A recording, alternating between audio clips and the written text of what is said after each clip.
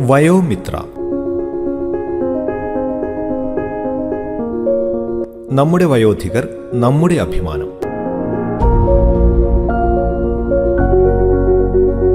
കേന്ദ്ര സാമൂഹ്യനീതി ശാക്തീകരണ മന്ത്രാലയത്തിന്റെ സഹായത്തോടെ കമ്മ്യൂണിറ്റി റേഡിയോ അസോസിയേഷനുമായി സഹകരിച്ച് റേഡിയോ മാറ്റലി തയ്യാറാക്കി അവതരിപ്പിക്കുന്ന പരിപാടി നമ്മുടെ വയോധികർ നമ്മുടെ അഭിമാനം.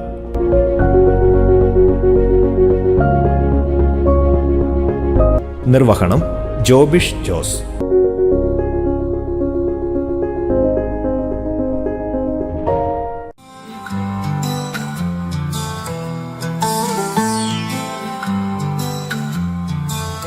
വയോധികയെന്നും ആദരിച്ചിടണം, വഴിയിൽ വീഴാതെ കാമിടണം. കാലം പതുക്കെ എനിക്കും നിനക്കും പ്രായത്തിനാധിക്യം സമ്മാനിക്കും.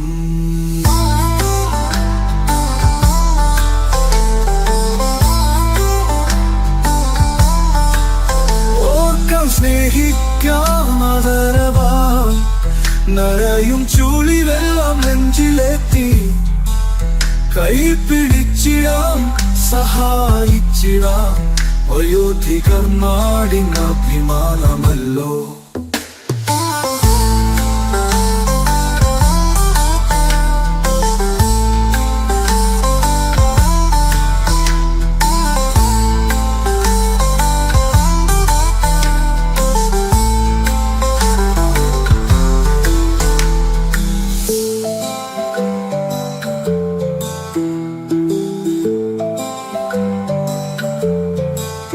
വയോധികരെന്നും ആദരിച്ചിടണം, വഴിയിൽ വീഴാതെ കാങ്ങിടണം. കാലം പതുക്കെ എനിക്കും നിനക്കും പ്രായത്തിനാധിക്യം സമ്മാനിക്കും. ഓക്കാം സ്നേഹിക്കാം ആദരവാൽ, നരയും ചുളിവെല്ലാം നെഞ്ചിലെത്തി. കൈപിടിച്ചിടാം സഹായിച്ചിടാം, വയോധികർ നാടിൻ അഭിമാനമല്ലോ.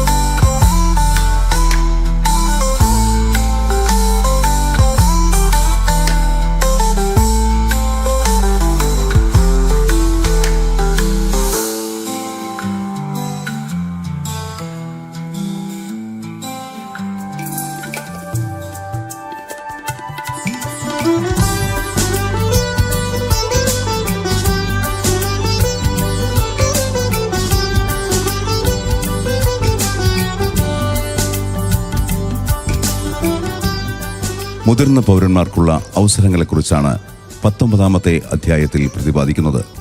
ഭരത് മുത്തച്ഛനിലൂടെയും കൊച്ചുമകൾ ലക്ഷ്മിയിലൂടെയും സുഹൃത്ത് ശങ്കറിലൂടെയുമാണ് വിഷയം മുന്നോട്ടു പോകുന്നത്.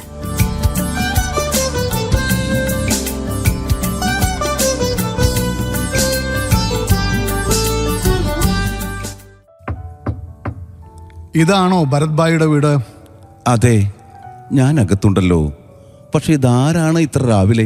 ഓ എൻ്റെ ഭരത് ഭായ്, നിങ്ങൾ എന്നെ ഇങ്ങനെ വാതിലിന്റെ പുറത്ത് നിർത്തി ചോദ്യം ചെയ്യാതെ വാതിലൊന്ന് തുറക്കാമോ? മോളെ, ലക്ഷ്മി മോളെ, ആരാ പുറത്തു വന്നേക്കുന്നേ എന്നൊന്ന് നോക്കാമോ? ദേ വരുന്നു മുത്തച്ഛ, ഒരു മിനിറ്റ്, ഞാൻ നോക്കാം ആരാ പുറത്തുനിന്ന്. ശങ്കർ ഭായ്, ഇതെന്തൊരാശ്ചര്യം! ഇതെന്താ ഇത്ര രാവിലെ തന്നെ? ഭരത്, എനിക്ക് തോന്നുന്നു നിങ്ങളുടെ കാഴ്ചശക്തി കുറഞ്ഞുവെന്ന്. നിങ്ങളെപ്പോഴും ബാക്കിയുള്ളവർക്ക് ഉപദേശം കൊടുക്കാറുണ്ടല്ലോ. നിങ്ങളെന്താ നിങ്ങളുടെ ആരോഗ്യം നോക്കാത്തത്? അതിനെന്താ, ഞാനിപ്പോ എന്താ ചെയ്തേ? തമാശ എന്താന്ന് വെച്ചാൽ നിങ്ങളത് ഓർക്കുന്നേ ഇല്ല. ലക്ഷ്മി മോളെ, നീ പറയേ, ഇപ്പൊ സമയം എത്രയായി? കാരണം ഭരത് ഭായിക്ക് ഇപ്പോഴും സമയം രാവിലെയാണ്. മുത്തശ്ശ, ആദ്യം ഈ ഗ്ലാസ് ഒന്ന് വെച്ചേ, അപ്പൊ അപ്പൊ ചിലപ്പോ കൃത്യമായിട്ട് കാണാൻ പറ്റും. ഓഹോ മോളെ ശരിയാണ്. ഞാൻ വിചാരിച്ചു 6 മണിയാണെന്ന്. പക്ഷേ ഞാൻ ക്ലോക്ക് തലതിരിഞ്ഞാ വായിച്ചേ. അതാ ശരിക്കും 9 മണി ആയില്ലേ. എന്ത് ചെയ്യാനാ കൂട്ടുകാരാ, പ്രായമായില്ലേ? പ്രായമായ എല്ലാവരും ഇങ്ങനെയാ. ഇനി അങ്ങോട്ട് ഗ്ലാസ് ഇല്ലാതെ എങ്ങനെയാ? അതൊക്കെ വിട്, നിന്റെ വിശേഷങ്ങൾ പറയ്. നീ എപ്പോഴാ ജോലിന്ന് വിരമിച്ചത്? ഞാൻ സുഖമായിട്ട് പോണു ഭരത് ഭായ്. ഇപ്പോ 8 വർഷമായി ഞാൻ വിരമിച്ചിട്ട്. ഇപ്പൊ ഞാൻ കൂടുതലും വീട്ടിൽ തന്നെയാണ്. പിന്നെ നിങ്ങളെക്കുറിച്ച് ഓർത്തപ്പോ, എന്നാ പിന്നെ എൻ്റെ പഴയ കൂട്ടുകാരനെ പറ്റി ആലോചിച്ചപ്പോ ഒന്ന് വന്ന് കണ്ടേക്കാമെന്ന് ഓർത്തു. ഒരുപാട് സന്തോഷം നിങ്ങൾ വന്നതിൽ. നിന്നെ കണ്ടപ്പോ എൻ്റെ ജീവിതത്തിലേക്ക് കുറച്ചുകൂടി വർഷം കിട്ടിയ പോലെ ഒരു തോന്നൽ. മുത്തശ്ശ, ഇന്നത്തെ ദിവസത്തിന്റെ പ്രത്യേകത എന്താണെന്ന് ഓർക്കുന്നില്ലേ? അതോ ആ കാര്യം മറന്നോ? ഇന്നത്തെയോ? ഇന്ന് എന്താ പ്രത്യേകത? എനിക്ക് ഓർമ്മ കിട്ടുന്നില്ല. ആഹാ, നന്നായി. പഴയ കൂട്ടുകാരനെ കണ്ട സന്തോഷത്തിൽ ബാക്കി എല്ലാ കാര്യവും മറന്നു അല്ലേ? ഓ ശരിയാണ്. ഇപ്പോഴെനിക്ക് ഓർമ്മ വന്നത്. നമുക്ക് ഇന്നല്ലേ റേഡിയോ സ്റ്റുഡിയോയിൽ പോകേണ്ടത്? നമ്മുടെ പരിപാടി, നമ്മുടെ വയോധികർ, നമ്മുടെ അഭിമാനം, അത് ഇന്നല്ലേ? അതെ, അത് തന്നെ. എല്ലാവരും നമ്മളെ കാത്തിരിക്കുകയായിരിക്കും. അതുപോലെ മുത്തശ്ശന്റെ പ്രേക്ഷകരെ വെയിറ്റ് ചെയ്യിക്കുന്നത് നല്ലതല്ലാട്ടോ. നീ പറഞ്ഞത് 100% ശരിയാണ് മോളെ. പേടിക്കണ്ട, ഞാൻ ഇപ്പൊ തന്നെ ഒരുങ്ങി വരാം. ശരി മുത്തശ്ശ, നിങ്ങൾ ഒരുങ്ങൂ, ഞാൻ ഒരുങ്ങിയിട്ട് വരാം. പറഞ്ഞതുപോലെ ഞാൻ കേട്ടിരുന്നു വില്ലേജിൽ നിങ്ങളുടെ ഈ പരിപാടിയെ പറ്റി. അവർ പറയുന്നത് നിങ്ങൾ മുതിർന്നവരുടെ ജീവിത സാഹചര്യം മെച്ചപ്പെടുത്താൻ സഹായങ്ങൾ ചെയ്യുകയാണെന്നാണ്. എന്താണ് കാര്യം? അതെ ശങ്കർ, അതാണ് അതൽ വയോ അഭ്യുദയ സ്കീം. ഈ പദ്ധതിയുടെ യഥാർത്ഥ ഉദ്ദേശം എന്തെന്നാൽ മുതിർന്നവരുടെ ജീവിത സാഹചര്യങ്ങൾ കുറച്ചുകൂടി മെച്ചപ്പെടുത്തി അവർക്ക് സുഖപ്രദമായ ജീവിത സാഹചര്യം ഒരുക്കി കൊടുക്കും എന്നതാണ്. ഓ, അത് നല്ല കാര്യമാണ്. പക്ഷേ ഒരു കാര്യം, ഞാനിപ്പോൾ റിട്ടയർ ആയല്ലോ. സത്യം പറഞ്ഞാൽ എനിക്ക് വീട്ടിലിരുന്ന് മടുത്തു. ഞങ്ങൾക്ക് ചെയ്യാൻ പറ്റിയ എന്തെങ്കിലും ഉണ്ടോ? നല്ലൊരു ആശയമാണ് ശങ്കർ പറഞ്ഞത്. ഞാൻ എൻ്റെ പേരക്കുട്ടിയോട് ഇന്നത്തെ പരിപാടിയിൽ വെച്ച് ഇതിനെപ്പറ്റി ചോദിക്കാം. അവൾക്ക് ഇതിനെപ്പറ്റി എല്ലാ വിവരങ്ങളും അറിയാം. വിഷമിക്കേണ്ട, ഇന്നത്തെ പരിപാടിയിൽ ഞാൻ ഇതിനെപ്പറ്റി ചോദിച്ചിരിക്കും. നിങ്ങൾ കേട്ടാൽ മാത്രം മതി. ആഹാ, അത് നന്നായി. ഞാൻ എന്തായാലും കേൾക്കും. നിൽക്ക്, അപ്പോഴേ പോവാണോ? പെട്ടെന്ന് വന്ന് അപ്പോൾ തന്നെ പോവാണോടാ? എന്താ ഇത്ര തിരക്ക്? ഭരത്, എനിക്ക് താങ്കളുടെ പരിപാടി കേൾക്കാനായി ഒരുക്കങ്ങൾ നടത്തണമല്ലേ? അതുപോലെ ഈ കാര്യം എൻ്റെ മറ്റ് സുഹൃത്തുക്കളോടും പറയണം. നിങ്ങളെപ്പോലെ എൻ്റെ കൂടെ ഇരുന്ന് എനിക്ക് നേതൃത്വം തരാൻ ലക്ഷ്മിക്കുട്ടിയെ പോലെ ആരും ഇല്ലല്ലോ. നിങ്ങൾ നിങ്ങളുടെ സ്ഥിരം രീതിയിൽ, ഹലോ ഇത് ഭരത്, ഇത് ലക്ഷ്മി, ബ്ലാ ബ്ലീ ബ്ലൂ, അങ്ങനെ അങ്ങ് പറഞ്ഞോളൂ. ശരി ശങ്കർ ഭായ്, നമുക്ക് പരിപാടിയുടെ സമയത്ത് കാണാം. ഞാൻ എന്നാലും വേഗം പോയിട്ട് ഒരുങ്ങട്ടെ, ഇല്ലെങ്കിൽ ലക്ഷ്മി എന്നെ വഴക്ക് പറയും. ഓക്കെ ഭരത് ഭായ്, ഞാൻ പരിപാടിക്കായി കാത്തിരിക്കാം.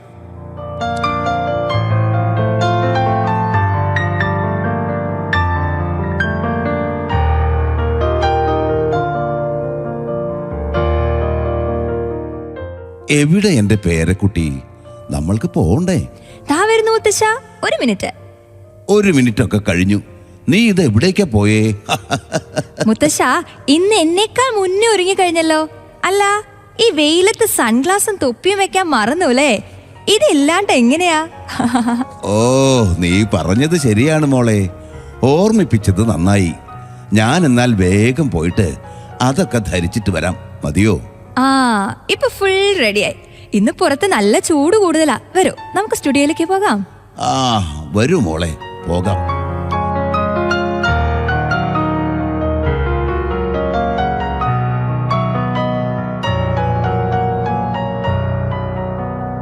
നിങ്ങൾ കേട്ടുകൊണ്ടിരിക്കുന്നത് ഹലോ റേഡിയോ 90.8 കമ്മ്യൂണിറ്റി റേഡിയോ. ഇത് നമ്മുടെ ശബ്ദം, നമ്മുടെ റേഡിയോ. നമ്മുടെ ശബ്ദം, നമ്മുടെ റേഡിയോ, നമ്മുടെ ശബ്ദം, നമ്മുടെ റേഡിയോ. Hello radio 90.8. ഞാൻ നിങ്ങളുടെ പ്രിയപ്പെട്ട അവതാരിക കൊച്ചു രാജകുമാരി ലക്ഷ്മി. ഞാൻ നിങ്ങളുടെ ഹൃദയത്തിലിടം നേടിയ ശബ്ദത്തിന്റെ ഉടമസ്ഥൻ. നിങ്ങൾ നിങ്ങളുടേത് എന്ന് കരുതുന്ന നിങ്ങളുടെ സ്വന്തം ഭരത് മുത്തച്ഛൻ. ഞങ്ങൾ നിങ്ങളെ സ്വാഗതം ചെയ്യുന്നു. എല്ലാവരുടെയും പ്രിയപ്പെട്ട ഷോ നമ്മുടെ വയോധികർ നമ്മുടെ അഭിമാനം.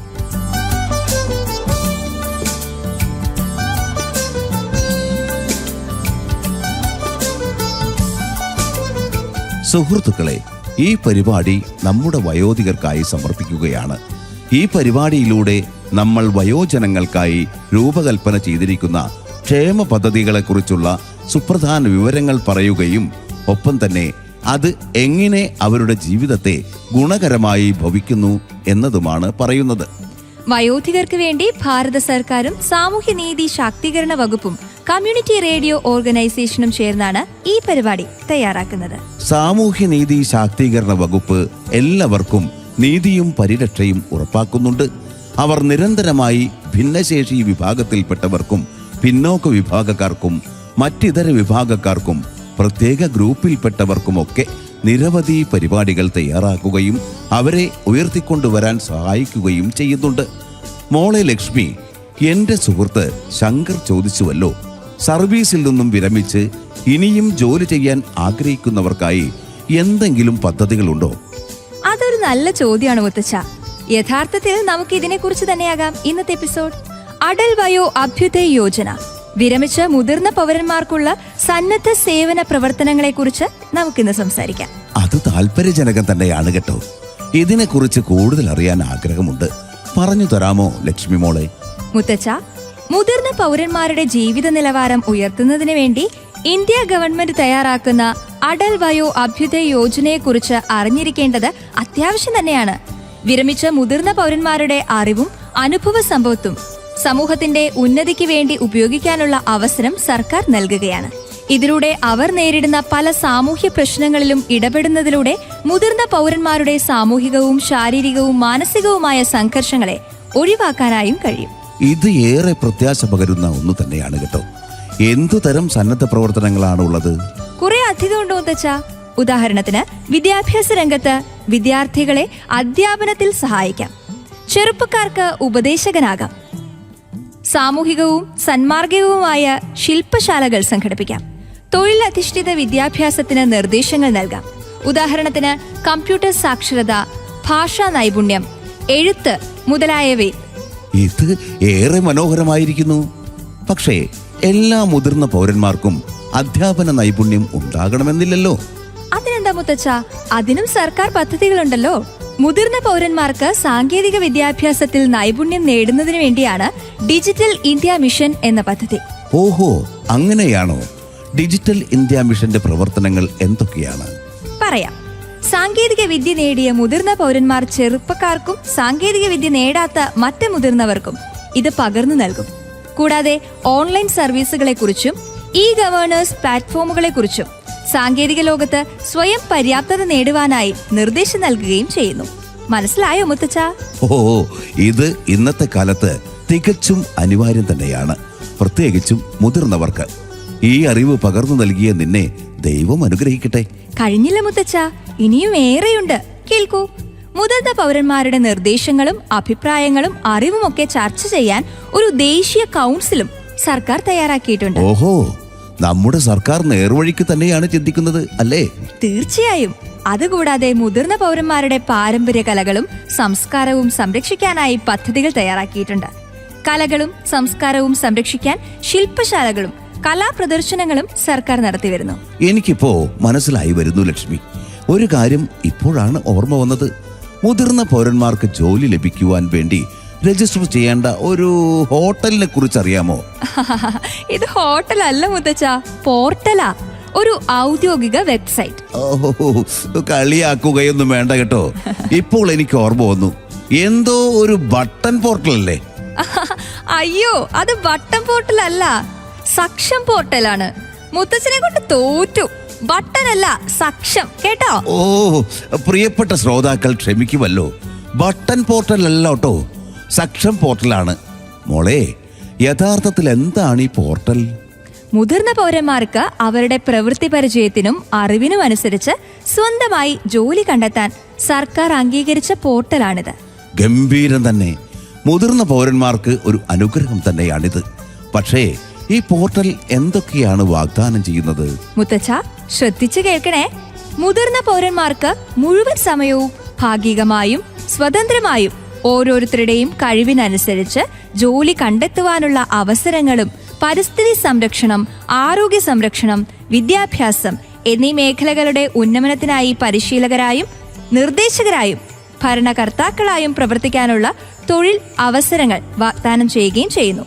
അതുമാത്രമല്ല, ആധുനിക സാങ്കേതിക വിദ്യാ പരിശീലനവും പുതിയ സാങ്കേതിക വിദ്യയും ഈ പോർട്ടലിലൂടെ പ്രദാനം ചെയ്യുന്നുണ്ട്.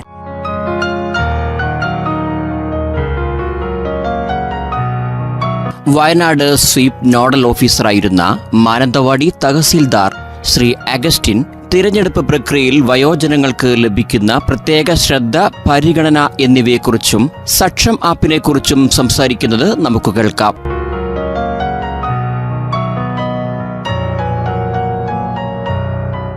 ലോകരാഷ്ട്രങ്ങളെല്ലാം തന്നെ ഏറ്റവും അത്ഭുതത്തോടെയും ആദരവോടെയും വീക്ഷിക്കുന്ന ഒന്നാണ് ഇന്ത്യൻ ജനാധിപത്യവും ഇന്ത്യയിലെ തെരഞ്ഞെടുപ്പ് പ്രക്രിയകളും.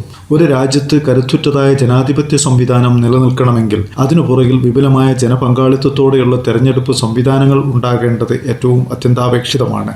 ഇന്ത്യൻ തെരഞ്ഞെടുപ്പ് സംവിധാനത്തിലെ ബൂത്ത് ലെവൽ ഓഫീസർ മുതൽ മുഖ്യ തെരഞ്ഞെടുപ്പ് കമ്മീഷണർ വരെയുള്ള ഭരണ ശൃംഖലകൾ ഈ തെരഞ്ഞെടുപ്പ് പ്രവൃത്തികൾക്ക് നേതൃത്വം വഹിച്ചു വരുന്നു. ഇന്ത്യയിൽ വോട്ടവകാശമുള്ള എല്ലാവരെയും ഉൾപ്പെടുത്തിക്കൊണ്ടുള്ള വോട്ടർ പട്ടിക തയ്യാറാക്കൽ മുതൽ തെരഞ്ഞെടുപ്പ് ഫലം പുറപ്പെടുവിക്കുന്നത് വരെയുള്ള വിവിധ ഘട്ടങ്ങളിൽ നിരവധിയായ പ്രവർത്തനങ്ങളാണ് തെരഞ്ഞെടുപ്പ് കമ്മീഷൻ നടത്തിവരുന്നത്. ഈ രീതിയിലുള്ള വിവിധങ്ങളായ തെരഞ്ഞെടുപ്പ് പ്രക്രിയകളിൽ മുതിർന്ന വോട്ടർമാർ, മറ്റു ശാരീരിക ബുദ്ധിമുട്ടുള്ളവർ, വൈകല്യമുള്ളവർ എന്നിവരുടെ കാര്യത്തിൽ ഇന്ത്യൻ തെരഞ്ഞെടുപ്പ് കമ്മീഷൻ പുലർത്തുന്ന ശ്രദ്ധ എടുത്തു പറയേണ്ടതും എല്ലാവരെയും ആശ്ചര്യപ്പെടുത്തുന്നതുമാണ്. സ്വന്തം ജീവശ്വാസം പോലെ നമ്മിൽ ലയിച്ചു കിടക്കുന്ന നമ്മുടെ വിലയേറിയ സമ്മതിദാനാവകാശം ഏറ്റവും ഫലപ്രദമായി ഉപയോഗിക്കുന്നതിന് ഒരാളുടെ ശാരീരിക അവശതകളോ പ്രായാധിക്യമോ ഒരു കാരണമാകരുതെന്ന ഉറച്ച ബോധ്യമുള്ളതുകൊണ്ട് ഈ വിഭാഗത്തിൽപ്പെടുന്നവരുടെ ഒരു വോട്ടും നഷ്ടപ്പെടാതിരിക്കുന്നതിനു വേണ്ടി വിപുലങ്ങളായ സംവിധാനങ്ങളാണ് തെരഞ്ഞെടുപ്പ് കമ്മീഷൻ ഏർപ്പെടുത്തിയിട്ടുള്ളത്. തെരഞ്ഞെടുപ്പിന് ദിവസങ്ങൾക്ക് മുൻപ് തന്നെ കമ്മീഷൻ ഇതിനുള്ള ഒരുക്കങ്ങൾ തുടങ്ങുന്നുണ്ട്.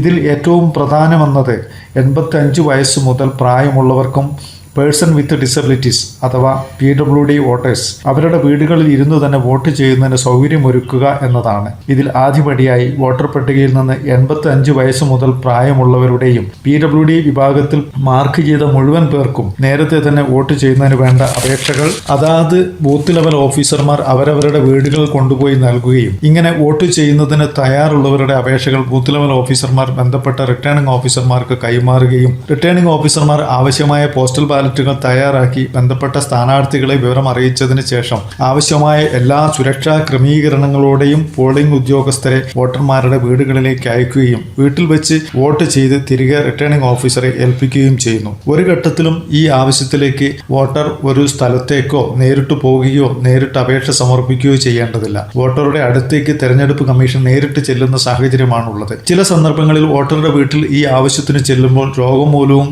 ശാരീരിക അവശത മൂലവും വോട്ടർമാർ ആശുപത്രികളിലായ സാഹചര്യത്തിൽ ബന്ധപ്പെട്ട പോളിംഗ് ഉദ്യോഗസ്ഥർ ആശുപത്രിയിൽ പോയി തന്നെ സമ്മതിദാനാവകാശം രേഖപ്പെടുത്തുന്നതിനുള്ള ക്രമീകരണങ്ങൾ ഏർപ്പെടുത്തിയത് കഴിഞ്ഞ തെരഞ്ഞെടുപ്പുകളിലും മറ്റും നമ്മൾ കണ്ടിട്ടുള്ളതാണ്. പ്രായമായവരുടെ കാര്യത്തിലും ശാരീരിക അവശതകൾ നേരിടുന്നവരുടെ കാര്യത്തിലും ഇന്ത്യൻ തെരഞ്ഞെടുപ്പ് കമ്മീഷൻ പുലർത്തുന്ന ആദരവും ബഹുമാനവും ഒപ്പം ഒരു വോട്ടും ഈ കാരണങ്ങൾ കൊണ്ട് നഷ്ടപ്പെടരുതെന്ന ഉറച്ച ബോധ്യമുള്ളതുകൊണ്ടാണ് യഥാർത്ഥ തെരഞ്ഞെടുപ്പ് തീയതിക്ക് ദിവസങ്ങൾക്ക് മുൻപ് തന്നെ ഇവർക്ക് വീടുകളിൽ വോട്ട് ചെയ്യുന്നതിന് സംവിധാനങ്ങൾ ഒരുക്കുന്നത്.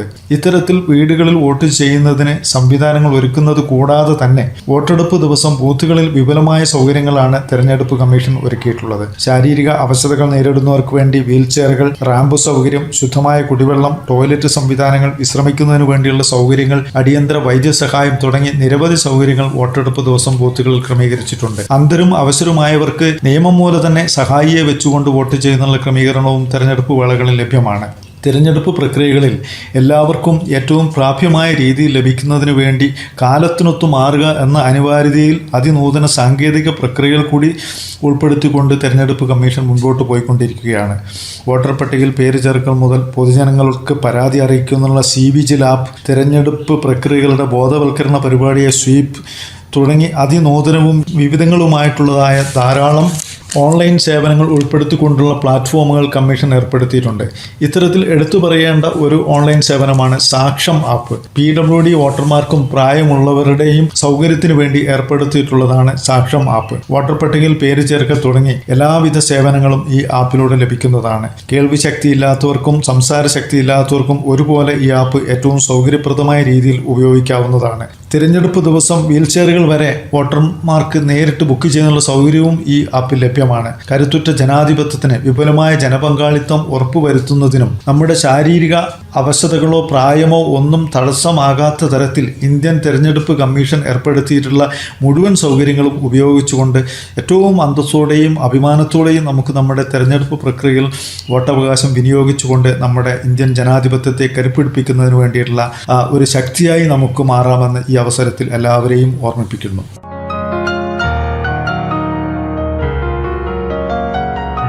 ഓ ലക്ഷ്മി മോളെ, ഈ സക്ഷം പോർട്ടലിനെ ഞങ്ങൾ മുതിർന്നവർ ജീവൻ സിന്ദാബാദ് പോർട്ടൽ എന്ന് വിളിച്ചോട്ടെ. ഇനി ഈ പോർട്ടലിൽ എങ്ങനെയാണ് രജിസ്റ്റർ ചെയ്യുക എന്ന് കൂടി പറയാമോ? ഇത് വളരെ എളുപ്പമാണ് മുത്തച്ഛ. ആദ്യം സക്ഷം പോർട്ടലിന്റെ ഔദ്യോഗിക വെബ്സൈറ്റ് സന്ദർശിച്ച ശേഷം രജിസ്റ്റർ അല്ലെങ്കിൽ സൈൻ അപ്പ് എന്ന ഓപ്ഷനിൽ ഏതെങ്കിലും ഒന്നിൽ ക്ലിക്ക് ചെയ്യുക. നിങ്ങളുടെ വിവരങ്ങൾ വിശദമായി ചേർക്കുക.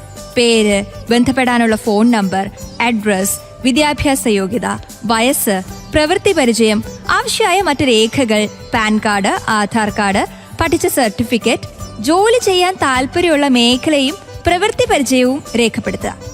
മുഴുവൻ വിവരങ്ങളും ചേർത്ത പ്രൊഫൈൽ മുഴുവനാക്കുക.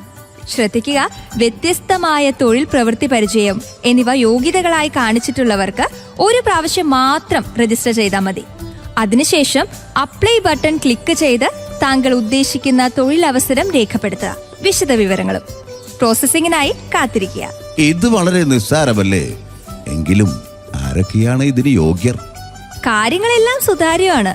60 വയസ്സോ അതിനു മുകളിലോ പ്രായമുള്ളവർക്കാണ് ഇതിന് അപേക്ഷിക്കാനായുള്ള യോഗ്യത.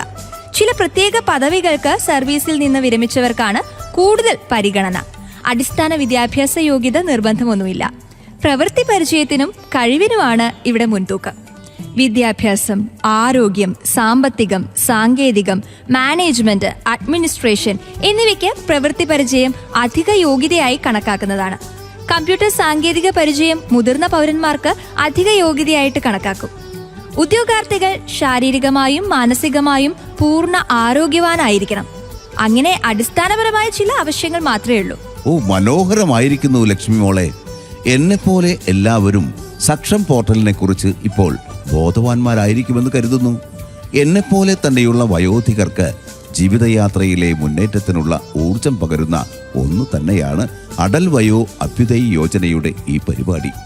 ഇതിനെക്കുറിച്ചുള്ള എന്തെങ്കിലും സംശയങ്ങൾ തീർപ്പാക്കുന്നതിനായി ദേശീയ ഹെൽപ്പ് ലൈനായ 14567 വിളിക്കണം കേട്ടോ. അറിവിന്റെ ഖനിയാണ് വയോധികർ. അവർ നമ്മുടെ വേരുകളാണ്. നമ്മുടെ വഴികളിൽ അവർ പ്രകാശമാണ്. അവരുടെ സാന്നിധ്യം നമ്മുടെ ഭാവി ശോഭനമാക്കുന്നു. നമ്മുടെ ഇന്ത്യ സത്യത്തിൽ മഹത്തരമാണ്. നമ്മുടെ വയോധികർ നമ്മുടെ അഭിമാനവും ഭാഗ്യവുമാണ്.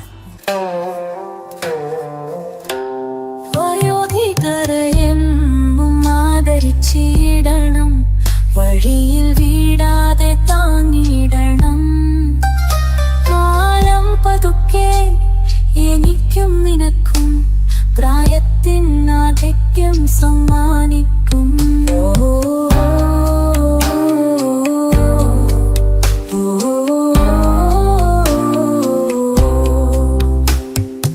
ഓർക്കാം, സ്നേഹിക്കാം, ആദരവാൽ നരയും ചുടിവെല്ലാം നെഞ്ചിലേറ്റി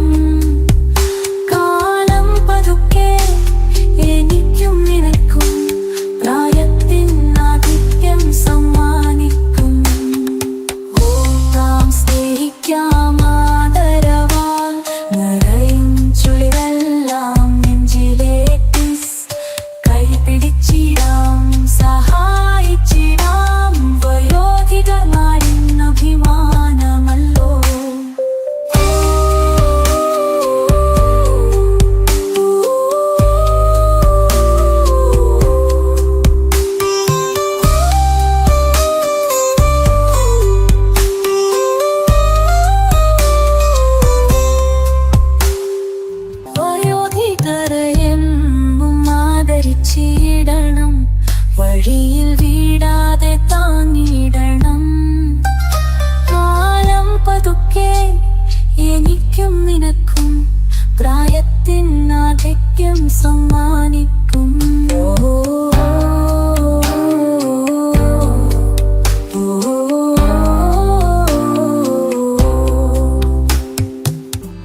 പ്രിയപ്പെട്ടവരെ, 19ാമത്തെ എപ്പിസോഡ് പൂർണ്ണമാവുകയാണ്. അടുത്ത എപ്പിസോഡിൽ കണ്ടുമുട്ടുമ്പോഴേക്കും എല്ലാവർക്കും നമസ്കാരം. പുഞ്ചിരി നഷ്ടപ്പെടാതെ സൂക്ഷിക്കാം നമുക്കേവർക്കും. ഭരത് മുത്തശ്ശനായി ഞാൻ RJ വിൻസെന്റ്, ശങ്കറായി ജോസഫ് KJ, ലക്ഷ്മിയായി ഞാൻ RJ അശ്വതി.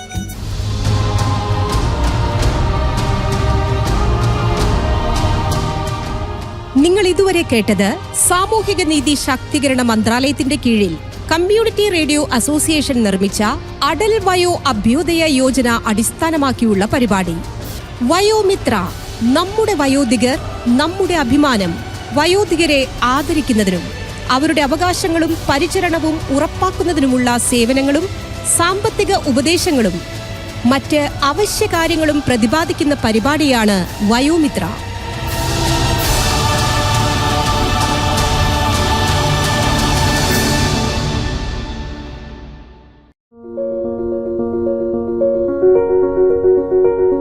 വയോമിത്ര. നമ്മുടെ വയോധികർ നമ്മുടെ അഭിമാനം.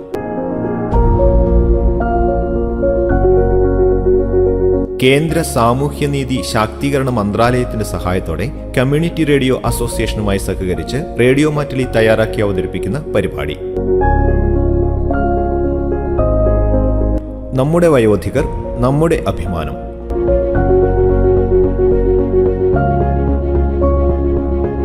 നിർവഹണം ജോബിഷ് ജോസ്.